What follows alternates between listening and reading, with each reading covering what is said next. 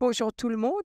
Nous allons attendre une minute afin de donner la chance aux dernières personnes, derniers retardataires d'arriver. Mais nous allons commencer très bientôt. Bonjour tout le monde.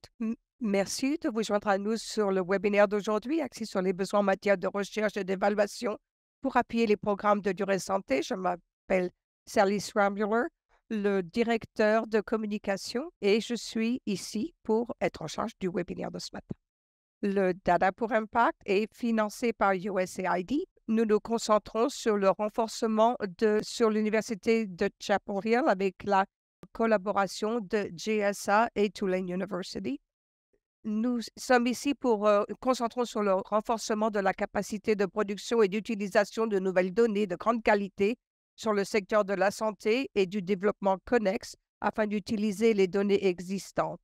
Nous essayons d'intégrer tous les genres et d'apprendre à partir des données. Nous avons de l'expertise technique dans nos partenaires et nous avons un réseau très étendu de partenaires dans le monde entier. Aujourd'hui, nous allons avoir une activité.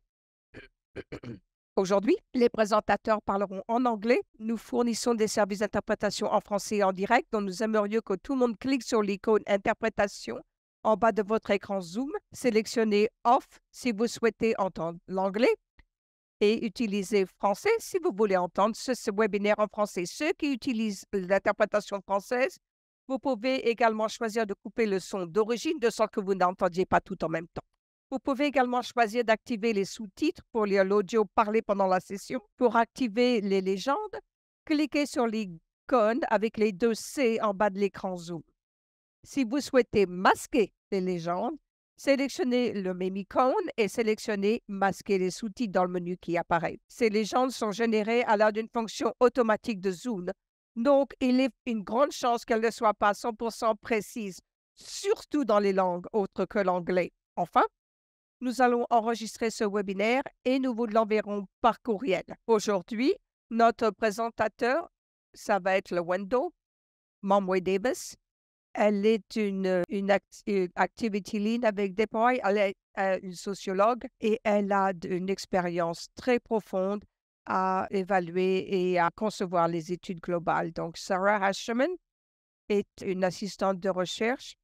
Elle est une experte en santé globale ainsi que de la recherche et elle vient juste d'avoir un master en santé publique. Nous avons une autre présentatrice qui a expertise en la conception de programmes ainsi que de la recherche sur les politiques. Et nous avons Oluwan Dabasi Insawa elle a de l'expertise dans les programmes ainsi que il a un degré en promotion. Maintenant, je vais donner la parole à Lewinda qui va nous parler de l'ordre du jour.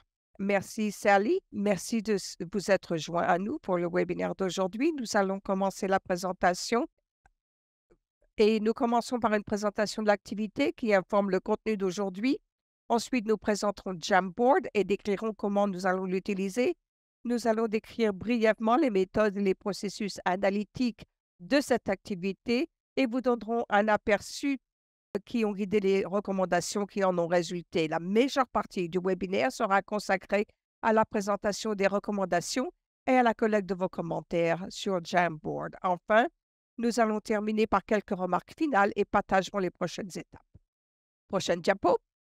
L'activité qui éclaire le webinaire d'aujourd'hui met l'accent sur la recherche qui vise à cerner les pratiques exemplaires à l'échelle mondiale et les lacunes existantes dans le renforcement des capacités de recherche et d'évaluation pour les programmes de santé durable et formuler des recommandations qui peuvent être utilisées pour éclairer les efforts dans ce domaine. Ce sujet suscite un intérêt croissant, comme en témoigne la politique de renforcement des capacités locales de localisation de l'USAID, mais les initiatives récentes visent à promouvoir la durabilité, se sont souvent concentrées sur les préoccupations programmatiques, laissant de côté les considérations de recherche et d'évaluation. D'autres connaissances sont nécessaires pour comprendre les besoins en matière de recherche et d'évaluation pour avoir des programmes de santé solides. Pour le webinaire d'aujourd'hui, Nous allons présenter l'approche de l'activité en matière de collecte d'informations et les recommandations préliminaires. Nous vous demanderons ensuite de nous faire part de vos commentaires sur ces recommandations sur Jamboard.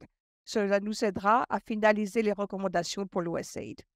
L'objectif est d'entendre un public diversifié avec un intérêt particulier à entendre les voix et les points de vue des PRFI et d'intégrer cette rétroaction dans les recommandations finales. Prochaine diapo. Jamboard est un tableau blanc numérique en ligne pour la collaboration à distance. C'est ce que nous allons utiliser pour recueillir vos commentaires. Le lien sera accessible pendant les prochaines 24 heures afin que vous puissiez nous donner davantage de commentaires après le webinaire. Pendant la présentation, nous allons faire une pause pour vous permettre de réfléchir et de vous donner votre avis sur les recommandations et les mettre sur Jamboard. Vous allez voir le lien de Jamboard dans le chat. Nous vous encourageons à cliquer dessus et nous allons également faire une démonstration une fois que nous faisons notre première pause. Prochaine diapo. Maintenant, je vais passer le micro à ma collègue Sarah qui va présenter les méthodes d'activité et le processus analytique. Merci, Window. Donc, pour recueillir l'information sur les pratiques exemplaires, nous avons effectué une revue de la littérature pour voir quelles étaient les données existantes. Nous avons utilisé des mots-clés basés sur l'activité et nous avons d'abord limité la recherche à la littérature et aux articles évalués par des pairs après 2010. Basés sur des résultats d'origine, nous avons identifié et inclus des sources supplémentaires. Pour la littérature grise, nous avons utilisé 3 plateformes de l'USAID. Development Experience Clearinghouse, ou DEC, Learning Lab et le site web de l'USAID, ainsi que des recherches sur Internet. Les plateformes de recherche documentaire évaluées par les pairs comprenaient Google Scholar et PubMed. Les consultations auprès des intervenants, dont je parlerai dans les prochaines diapos, ont également fourni des ressources que nous avons inclus dans notre examen. Cet examen a donné lieu à un total de 89 documents, dont 54 d'entre eux provenaient de la littérature grise et 35 de la littérature évaluée par des pairs. La littérature grise comprenait 32 rapports de projet, 9 rapports externes de l'USAID et 13 documents de commentaires sur l'approche de l'USAID sur ce sujet. Diapo suivante. Nous avons mené des consultations avec des parties prenantes et des interviews pour en savoir plus sur les efforts et les besoins en matière de recherche et d'évaluation grâce à 10 entretiens. Ces membres du personnel de l'USAID ont été sélectionnés en fonction de leurs connaissances et de leur travail sur le sujet qui, à leur tour, ont recommandé des collègues compétents. Et vous pouvez voir cela sur le tableau à gauche. Nous avons également mené des entrevues avec 13 personnes de 6 organismes de recherche et d'évaluation basés dans les PRFI. Nous avons parlé avec des organisations qui avaient collaboré avec Decatel et nos institutions respectives. Ceux-ci sont détaillés dans le tableau de droite. Au cours de ces entrevues, les participants ont identifié des ressources supplémentaires pour l'analyse documentaire. Nous avons pris des notes de chaque discussion pour coder et les inclure à l'analyse finale. Le processus analytique de ces données a nécessité la réalisation d'une analyse thématique en examinant des excès codés de la littérature et des entrevues. Nous avons effectué une analyse exploratoire à l'aide d'outils d'analyse logicielle, y compris l'examen de la co-concurrence de code pour explorer les domaines de chevauchement thématique. En général, les thèmes étaient uniformes d'une source de données à l'autre, mais les sujets étaient légèrement différents en fonction du genre de document et du genre d'entrevue. Diapo suivante. Je vais maintenant céder la parole à ma collègue Molly pour discuter des conclusions et de la première partie des recommandations. Merci Sarah. Donc dans la littérature, il y a 6 thèmes qui ont émergé. Ces thèmes ont été corroborés et expliqués au cours de nos entrevues. Diapo suivante. Les domaines thématiques qui sont ressortis de notre analyse sont les suivants. Premièrement, il est important de passer à une approche systémique pour renforcer et maintenir la capacité de recherche et d'évaluation. Deuxièmement, des structures de gouvernance solides et un environnement favorable sont des conditions préalables à des efforts durables. Troisièmement, le développement mené localement était un élément clé, tandis que le sujet de la localisation occupait une place importante dans la littérature axée sur USAID. Quatrièmement, il y a un financement limité en revenance et pour le niveau local qui cible la capacité d'évaluation et de recherche et qui est considéré comme durable. Cinquièmement, Les efforts doivent se concentrer sur le soutien au développement de carrière, en particulier au début et au milieu de la carrière. Et enfin, en tant que domaine, nous devons mieux élaborer et appliquer des mesures et des cadres pour évaluer ces efforts d'évaluation et de renforcement des capacités de recherche. Donc, d'après ces 6 thèmes, nous avons formulé des recommandations précises liées à chacun de ces thèmes. Diapo suivante. Alors maintenant, nous allons présenter les recommandations préliminaires pour chacun de ces 6 thèmes en 2 parties. Après avoir présenté les 3 premiers thèmes, je vais mettre la présentation en pause et passer Jamboard pour que vous puissiez partager vos réflexions et vos suggestions. Diapo suivante. Donc, la première recommandation concerne l'importance d'appliquer une approche systémique pour renforcer et maintenir des capacités de recherche et d'évaluation. L'adoption d'une approche systémique reconnaît que le renforcement des capacités doit s'engager à plusieurs niveaux, du niveau macro au niveau institutionnel, au niveau individuel, et devrait inclure des acteurs à tous les niveaux sociaux au sein du système. Les efforts devraient ensuite donner la priorité à la recherche sur la mise en œuvre.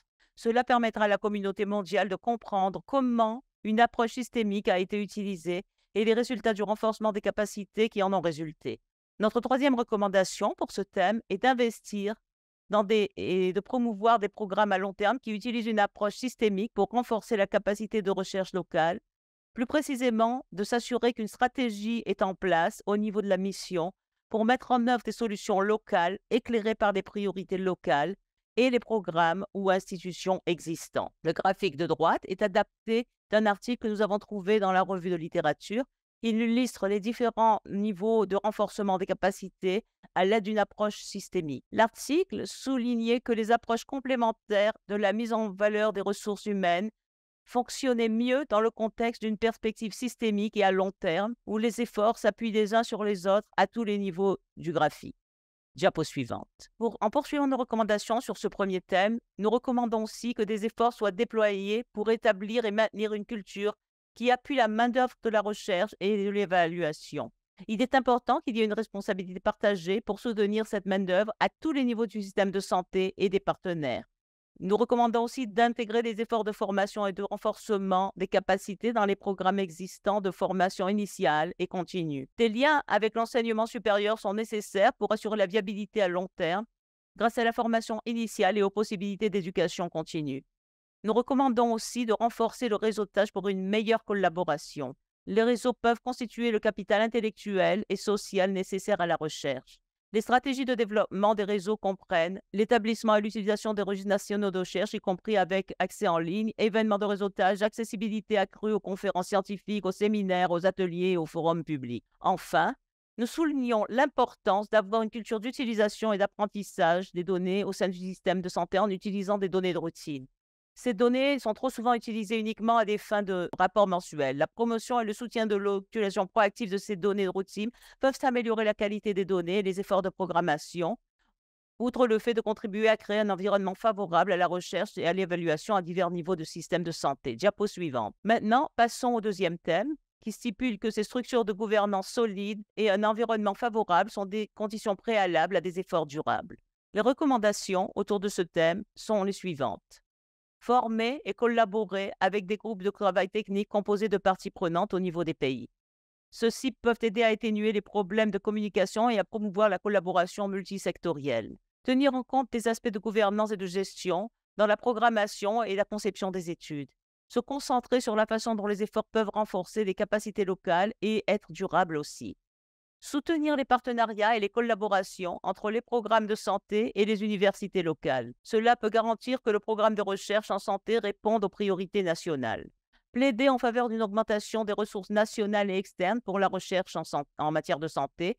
Des pays qui s'engagent à améliorer leur système de recherche doivent aussi faire des investissements suffisants pour renforcer leur environnement de recherche. Établir un partenariat à long terme et une mentalité de croissance. La recherche a montré que les partenariats et les collaborations fructueux reposaient sur une communication claire, le respect des différences culturelles, les rôles et les responsabilités clairement définis et une répartition équitable du leadership. Et enfin, renforcer les compétences et la capacité de recherche du secteur public à utiliser les résultats pour apporter des améliorations. Bien qu'il existe des structures de suivi et d'évaluation du secteur public, elles ne sont pas utilisées de manière adéquate pour éclairer la programmation. Diapo suivante. Le troisième et dernier thème que je présenterai concerne l'importance de soutenir le développement mené localement. Voici quelques-unes des recommandations. Veillez à ce que les possibilités de financement de la recherche et de l'évaluation soient partagées avec les partenaires de recherche locaux afin qu'ils soient informés des possibilités lorsqu'elles deviennent accessibles au public et pas seulement lorsque les partenaires dans les pays à revenus élevés recherchent des partenaires locaux. Nous recommandons aussi d'assurer une répartition équitable de la main-d'œuvre et que les partenariats soient dirigés par des pays afin que les partenaires locaux ne soient pas seulement responsables de la collecte de données, mais qu'ils soient plutôt engagés et dirigent chaque composante du cycle de recherche avec des efforts ciblés de renforcement des capacités intégrées selon les besoins. Et enfin, d'investir dans l'augmentation des possibilités de collaboration et d'apprentissage croisé au sein des collaborations de recherche et d'évaluation. Diapo suivante, s'il vous plaît. Et d'autres recommandations à l'appui de la LLD comprennent investir dans la formation et le soutien aux organisations locales sur les aspects de conformité et de gestion pour l'USN. Ceux-ci peuvent constituer un obstacle majeur et par conséquent, des approches ciblées sont nécessaires pour soutenir les partenaires locaux. D'intégrer le renforcement des capacités dans les études de recherche. Il existe de nombreuses opportunités de mentorat et d'apprentissage intégrés dans le cycle de recherche et de mentorat. Engager des conversations approfondies avec des partenaires potentiels avant d'accepter le partenariat ou de signer un protocole d'entente. Encore une fois, cela vise à garantir que les partenaires locaux soient engagés de manière équitable dès le début. Et notre dernière recommandation pour ce thème est de consacrer le temps nécessaire pour développer une compréhension mutuelle des rôles et des contributions. Cela permettra au partenariat d'intégrer le renforcement des capacités et d'établir un partenariat plus équitable. Et maintenant, je vais passer la parole à Loendo afin que nous puissions entendre vos commentaires sur ces recommandations. Diapo suivante. Merci, Molly. Maintenant, nous allons aller sur Jamboard afin d'avoir vos commentaires sur les recommandations que nous avons présentées jusqu'à maintenant. Donc, sur la responsabilité, le développement local et la gouvernance. Le lien vers Jamboard est dans le chat. Donc, ouvrez le lien et ouvrez le lien dans une nouvelle fenêtre de navigateur et vous verrez que nous avons le lien de Jamboard. Vous allez voir la première diapositive qui va présenter les 6 thèmes et on va passer au diapo afin de pouvoir ajouter des notes autocollantes sur les commentaires. Donc, Sally est en train de vous montrer comment ajouter un autocollant et vous voyez là sur votre panel, sur la gauche, sur le 3e bouton, cliquez sur l'autocollant, vous pouvez taper votre réponse et mettre la réponse sur le tableau. Et comme ça, on pourra les voir. Donc, nous allons surveiller le chat et vous pouvez taper toutes les recommandations que vous avez ou vos pensées, vos perspectives ou vos idées, que ce soit en français ou en anglais. Donc, on va s'arrêter pendant quelques minutes afin de vous laisser le temps de commencer à mettre vos commentaires. Si vous avez des questions, vous pouvez lever la main ou si vous préférez partager vos réponses par voix, levez la main et nous vous donnerons le micro. Vous pouvez commencer sur la 3e diapo, mais si vous avez des recommandations ou d'autres idées sur les autres thèmes, vous pouvez changer, continuer, descendre ou remonter l'écran et mettre vos commentaires sur la gouvernance ou sur la localisation. Et pour que vous sachiez, les réponses sont anonymes. Merci de partager tout ça avec nous. Comme je vous l'ai dit, n'hésitez pas, si vous avez des idées ou des commentaires sur d'autres recommandations que nous avons partagées, vous pouvez changer d'écran parce que j'ai vu qu'il y a des choses qui ont été ajoutées à la localisation. Et pour ceux qui viennent juste de vous joindre à nous, nous avons mis un lien dans le chat pour que vous puissiez atteindre le Jamboard et nous demandons aux personnes qui nous écoutent de partager leurs commentaires sur les 3 différents thèmes que nous avons déjà présentés. Je vois beaucoup de choses qui parlent de changer de l'approche de système. Et juste pour vous rappeler, nous n'avons pas encore abordé ce sujet. Donc, si vous voulez faire ces recommandations sur ce sujet, vous pouvez bien sûr changer d'écran, mais pour le moment, on parle de gouvernance de recommandations. Merci. On est en train de vous montrer comment utiliser les autocollants. Donc, si vous allez sur votre gauche, le 4e bouton, vous voyez qu'il y a un bouton qui ressemble à un autocollant. Vous pouvez cliquer là-dessus et vous pouvez taper votre réponse sur cette note. Alors que les gens sont toujours en train de taper leur réponse, est-ce qu'il y a quelqu'un qui voudrait partager ou parler Donc, si vous voulez, si vous avez quelque chose à dire, levez la main et nous ouvrirons votre micro. Donc, nous allons prendre 1 ou 2 minutes supplémentaires pour vous donner la chance de taper vos recommandations, vos commentaires. Comme je l'ai dit auparavant, nous allons laisser le lien affiché, donc vous pouvez l'utiliser pendant tout le reste de la session. Maintenant, je vais passer la parole à Yemisi, qui va nous guider à travers les prochaines recommandations. Donc, je vais vous présenter les 3 prochains thèmes. Le 4e thème met l'accent sur la limitation du financement à partir du niveau local et pour le niveau local, ciblé pour la capacité de recherche et d'évaluation. Nous avons constaté que le financement particulier consacré à la recherche et au développement des capacités est souvent très limité. Cela pose des défis aux organisations locales et aux personnes qui cherchent à renforcer leurs compétences en recherche et en évaluation. Quelques-unes des recommandations en matière de financement incluent le fait d'établir des sources de financement fiables et durables et qui ont tendance à inclure de l'argent provenant des budgets de formation des gouvernements centraux, des recherches provenant des coûts des cours et des services de conseil et de subvention. Changer la façon dont les fonds internationaux sont distribués au PRFI en mandatant une partie de ces fonds à des équipes de recherche locales comme financement de base peut augmenter la demande et le financement de la recherche à l'échelle nationale. Une autre recommandation est la nécessité de renforcer la capacité des chercheurs nationaux et de sensibiliser les décideurs au potentiel de la recherche sur les systèmes de santé et de politique. La constitution d'une main-d'œuvre qualifiée et compétente de chercheurs dans leur propre pays peut réduire la dépendance sur les experts externes et mieux répondre aux lacunes spécifiques aux besoins de leur pays. L'encadré à droite montre quels extraits de financement des entrevues où les chercheurs ont indiqué que le financement provenait en grande partie de partenariats avec des organismes principaux et que qu'ils finançaient leurs conseillers le plus souvent en s'associant aux organismes principaux en tant que sous-récipiendaires, principalement parce que ces organismes sont présumés être plus grands et avoir plus de possibilités. Une autre recommandation à l'appui du financement inclut l'importance du développement des compétences relatives à l'élaboration de plans financiers et à l'établissement de stratégies. Ces compétences sont essentielles pour identifier et éviter de nombreux contrats à court terme qui n'ont pas beaucoup de valeur et qui ont des coûts administratifs élevés. Une autre recommandation est de plaider en faveur d'une augmentation des investissements locaux dans la recherche et l'évaluation afin de permettre des activités de recherche autosuffisantes tout en veillant à ce que les investissements externes dans le renforcement des capacités de recherche s'alignent avec les priorités nationales. Il est également important d'examiner et de documenter les transitions réussie de la dépendance au financement extérieur à l'augmentation du financement dans les pays. Le fait de documenter les expériences des géographies qui ont effectivement réalisé cette transition est crucial afin de construire un écosystème de recherche durable. Prochaine diapo.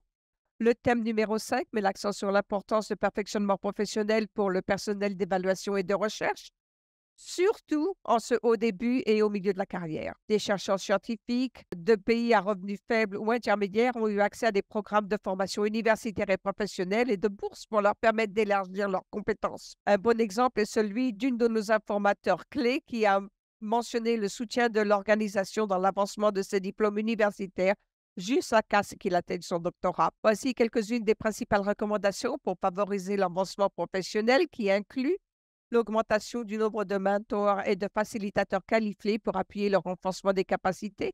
Et cela peut être réalisé de plusieurs façons, en offrant un solide mentorat et un soutien de supervision, principalement par des gestionnaires de recherche expérimentés. Une autre recommandation importante est la prestation d'une formation de courte durée en mettant l'accent sur le personnel subalterne où le financement est limité. À cet égard, l'apprentissage en équipe devrait être encouragé par rapport à l'apprentissage individuel.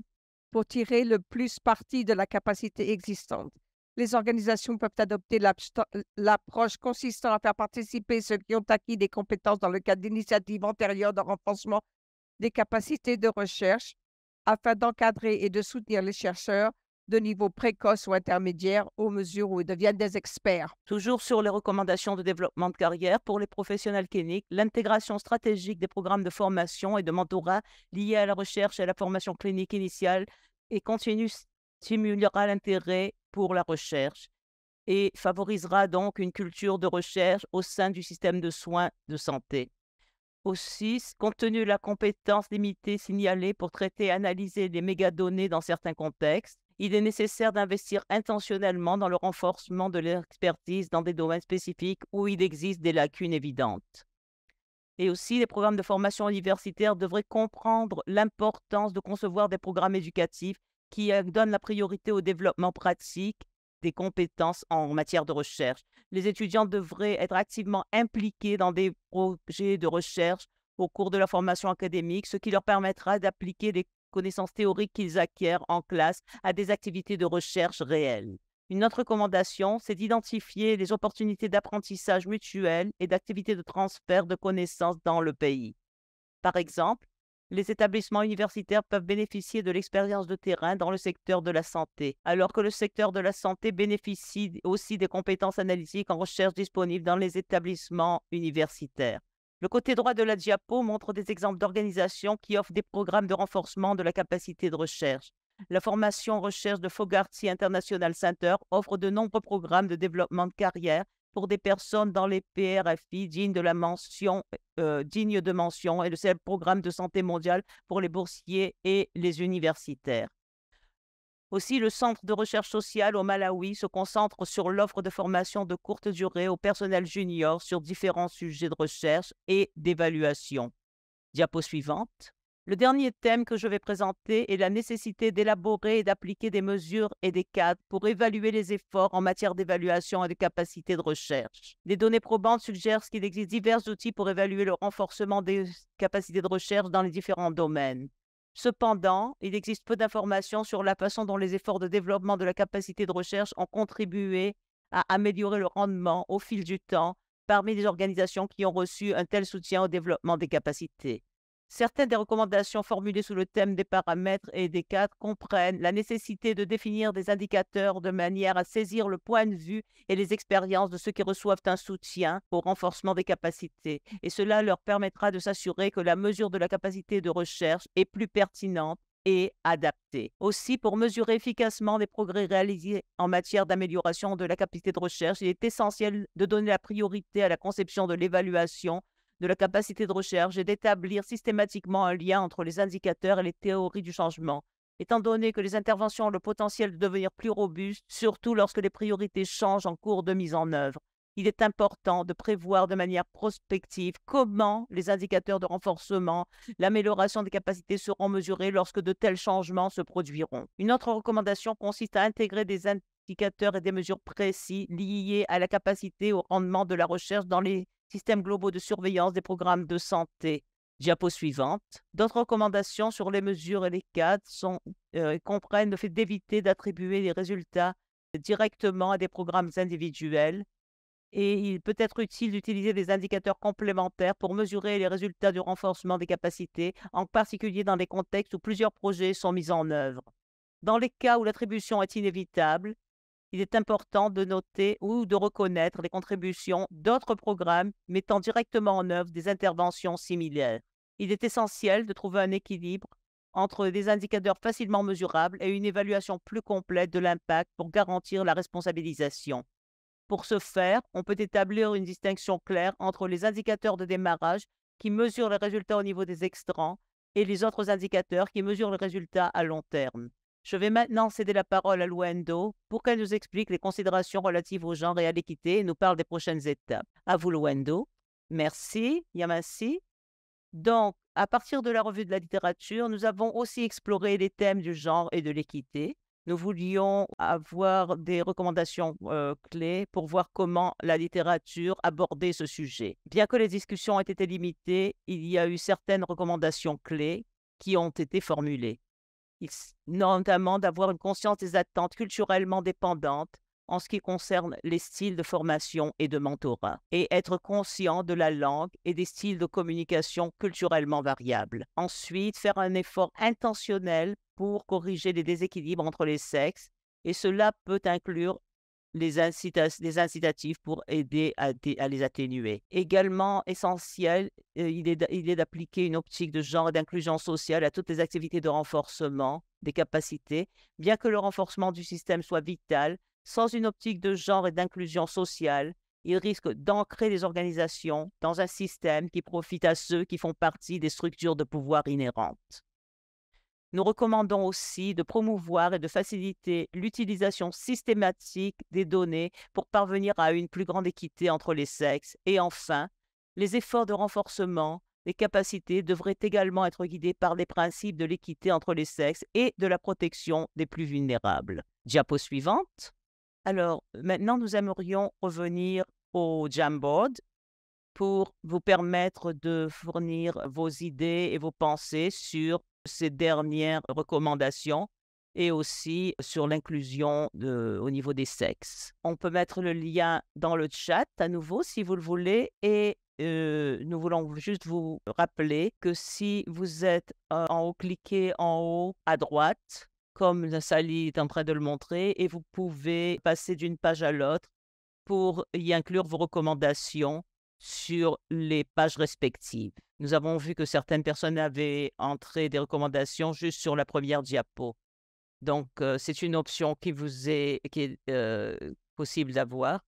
Et nous avons aussi déjà des autocollants là-dessus. Cliquez là-dessus et tapez ou bien cliquez sur une autre autocollant. Nous allons passer aux étapes suivantes et comment ces informations vont être disséminées. C'est l'une des questions. Et aussi maintenant, nous allons vous donner la parole si vous avez des commentaires ou si vous voudriez partager certaines de vos idées. Si vous pouvez lever la main, ceux qui ont levé la main auparavant, et vous pourrez parler. David, est-ce qu'on peut ouvrir le micro de Moni? Oui, oui. Je lui ai demandé d'activer son micro, donc c'est à elle de parler si elle le souhaite. Nous avons aussi une question dans la boîte de questions-réponses disant est-ce qu'il y a des groupes de recherche qu'on peut nous recommander de la part de Vanessa Johnson, donc engagés ainsi que ceux que nous avons identifiés dans la littérature. Donc c'est quelque chose qui sera fourni dans nos recommandations. Je vous remercie à nouveau pour votre retour. Je vois d'autres choses sur le développement de carrière, y compris la communication scientifique et je vois des mentions de groupes spécifiques qui peuvent être inclus. Et nous allons prendre note et revoir toutes celles-ci et les incorporer à nos recommandations, les intégrer à nos recommandations. Aussi, s'il y a des pensées spécifiquement sur le fait d'appliquer les mesures et les cadres, c'est un sujet que nous explorons nouvellement et nous avons des recommandations nouvelles que nous présentons.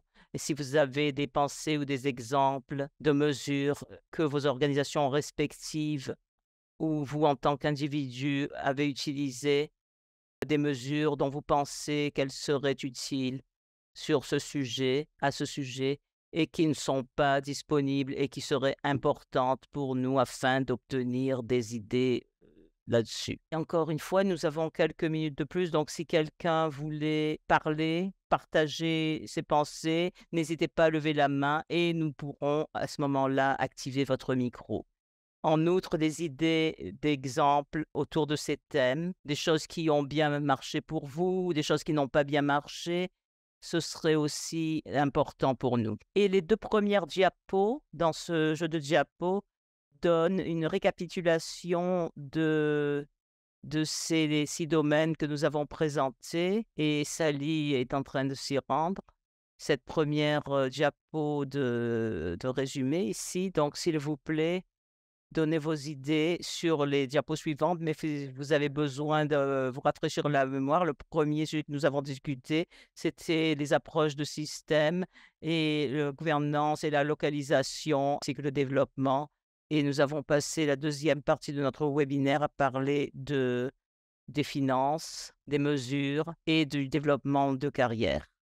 Les dernières diapos là-dessus donnent de l'espace pour fournir davantage de commentaires ou de pensées sur les considérations d'égalité des sexes. Et une fois de plus, si vous vouliez parler, n'hésitez pas à lever la main. Il y a marqué la santé est souvent en première ligne des mesures pour le renforcement des systèmes. Je serais intéressée de savoir si vous vous êtes engagé avec des acteurs ne faisant pas partie du secteur de la santé, tels que des personnes faisant partie du système judiciaire, la police judiciaire, les assistants sociaux, etc.